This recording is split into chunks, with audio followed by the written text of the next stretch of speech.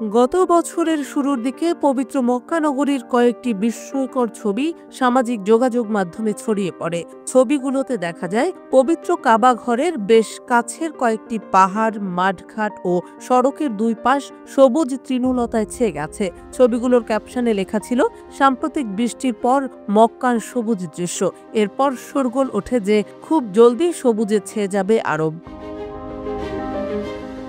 মহানবী হযরত মুহাম্মদ সাল্লাল্লাহু আলাইহি ওয়াসাল্লাম বলেছিলেন, কিয়ামত ততদিন পর্যন্ত সংগঠিত হবে না যতক্ষণ আরব ভূখণ্ড আবারও তৃণভূমিতে পরিণত না হয়। সেই সাথে এখানে নদী প্রবাহিত হবে, অর্থাৎ পৃথিবী ধ্বংসের আগে আরবের মরুভূমিগুলো সবুজে ছেয়ে যাবে এবং সেখানে নদীর সৃষ্টি হবে।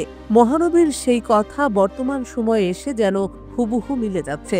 এখন প্রায়ই শোনা যায় সবুজে ছেয়ে গেছে আরবের মরুভূমির বিস্তীর্ণ এলাকা। মহানবী সাল্লাল্লাহু আলাইহি ওয়াসাল্লামের কথা যে মিলে যাচ্ছে, সম্প্রতি তার প্রমাণ দিলেন জলবায়ু বিশেষজ্ঞ ডক্টর আব্দুল্লাহ আল মিসনাদ। তিনি জানিয়েছেন, সৌদি আরবের উত্তপ্ত মরুভূমি একটি সময় তৃণভূমিতে পরিণত হতে পারে, সঙ্গে এখানে প্রবাহিত হতে পারে নদীও। তিনি জানান, 4 ভাবে মরুভূমিগুলো সবুজে পরিণত হওয়ার তীব্র সম্ভাবনা তৈরি হয়েছে।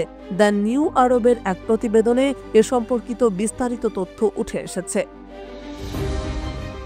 মিসনাদের মতে প্রথম হতে পারে মানব প্ররোচিত জলবায়ু পরিবর্তনের কারণে। তিনি দাবি করেন, ক্রমবর্ধমান তাপমাত্রা এবং আবহাওয়ার ধরন পরিবর্তনের কারণে এ অঞ্চলের শুষ্ক আবহাওয়া পাল্টে যেতে পারে। এতে করে আরব সাগর এবং ভারত মহাসাগর থেকে আর্দ্র বাতাস এই অঞ্চলে ঢুকবে, ফলে এর প্রভাবে সেখানে প্রচুর বৃষ্টিপাত হবে। এতে ৭,০০০ বছর আগে আরব উপদ্বীপ যেমন সবুজ ছিল, এটি আবার তেমন হয়ে যাবে।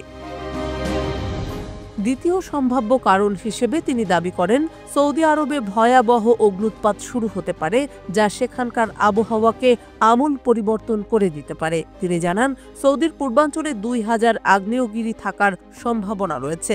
তাইফের কাছে অবস্থিত আল ওয়াবাহ মতো আগ্নেয়গিরিতে যদি বিস্ফোরণ ঘটে, তাহলে এটির প্রভাব হবে বিশাল।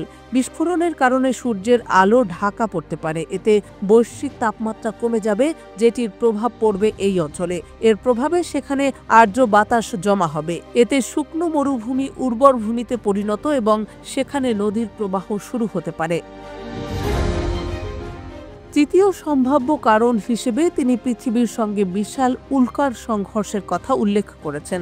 এমনটি হলে বায়ুমণ্ডলে মহাকাশীয় ধুলো এবং ধ্বংসাবশেষ আসবে। এতে করে সূর্যের আলো কয়েক মাস, এমনকি কয়েক বছর পর্যন্ত পৃথিবীতে প্রবেশ করবে না।